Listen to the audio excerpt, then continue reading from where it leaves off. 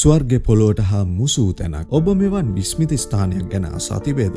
ඉතාලියේ බියෙල්ලා කඳුකරය අතරින් සොබහදාමේ සෞන්දර්යයෙන් වට වූ දර්ශනීය ස්ථානයක පිහිටා ඇති සන්තුආරියෝ දෙල්ලා මදොන්නා දී ඕර්පා ශතවර්ෂ ගණනාවක් පුරා ඉතිහාසය සහ කලාත්මක උරුමේ නිදානයක්. මේ කලා ඉතිහාසය, ආගමික භක්තිය සහ විශ්මය ජනක ස්වභාවය එකට මුසු වූ විශ්වකර්ම නිර්මාණයක්. ක්‍රිස්තු වර්ෂ 4 වැනි සියවසේදී සාන්ත යුසීබියස් විසින් ඉදිකරන ලද බවට විශ්වාස කෙරෙන මෙම සිද්ධාස්ථානය කලාත්මක පරිණාමයකට ලක්ව ඇත. එහි වටිනාකම වන්නේ සියවස් ගණනාවක් පුරා විවිධ කලා ශෛලීන් ඔස්සේ ගොඩනැගුණු වාස්තු විද්‍යාව සහ මූර්ති කලාව තුලයි. මුල් යුගයේ ගොඩනැගිලි ශේෂයන් අදටත් දැකගත හැකි අතර පුනරුද යුගයේදී සහ පසුව බැරොක් යුගයේදී සිදු විශාල ඉදිකිරීම් සහ ප්‍රතිසංස්කරණ මගින් දේවස්ථානයේ අලංකාරය තවදුරටත් ඔප්නංවා ඇත. මෙහි ඇති ප්‍රධානතම කලාත්මක වස්තුව වන්නේ කළුදේව මාතා ප්‍රතිමාවයි. 13 වැනි සියවසට අයත්යයි සැලකෙන මෙම ප්‍රතිමාව ලීයෙන් නෙලා ඇති අතර එහි අද්විතීයත්වය සහ ඓතිහාසික වටිනාකම අතිමහත්. මීළඟ කොටස